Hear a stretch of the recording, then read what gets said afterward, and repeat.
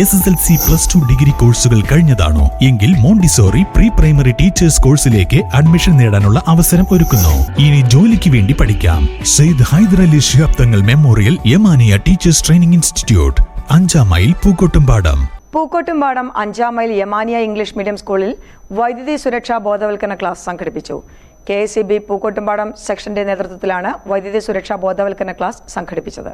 School secretary P. Hamza അധ്യക്ഷത വഹിച്ചു. വൈദ്യുതി സുരക്ഷയിൽ വിട്ടുവീഴ്ചകളരുത്, അറിവുള്ളവരായിരിക്കുക എന്ന വിഷയത്തിൽ കേന്ദ്രീകരിച്ചാണ് ക്ലാസ് നടന്നത്. വൈദ്യുതി ഉപകരണങ്ങൾ ഉപയോഗിക്കുമ്പോൾ ശ്രദ്ധിക്കേണ്ട സുരക്ഷാ മുൻകരുതലുകളും മാർഗങ്ങളും, വൈദ്യുതി മൂലം അപകടങ്ങൾ സംഭവിച്ചാൽ സ്വീകരിക്കേണ്ട പ്രാഥമിക ചികിത്സകളെയും കുറിച്ച് ക്ലാസിൽ വിശദമാക്കി.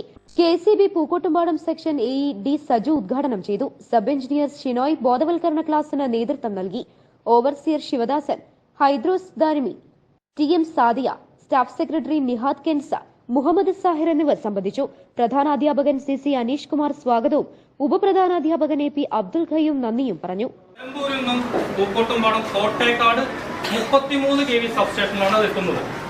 നമുക്കെല്ലാം കറണ്ട് കിട്ടുന്നത്, വൈദ്യുതി കിട്ടുന്നത് കോട്ടേക്കാട് സബ്സ്റ്റേഷൻ 33 kV സബ്സ്റ്റേഷനിൽ നിന്നാണ് നമുക്ക് വൈദ്യുതി ലഭിക്കുന്നത്.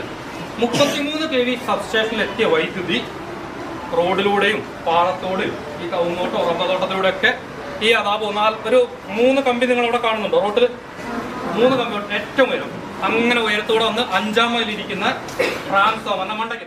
News bureau, Pookkottumpadam. സ്വന്തം ഹൈസ്പീഡ് ഇന്റർനെറ്റ്, നമ്മുടെ സ്വന്തം ഇന്റർനെറ്റ്.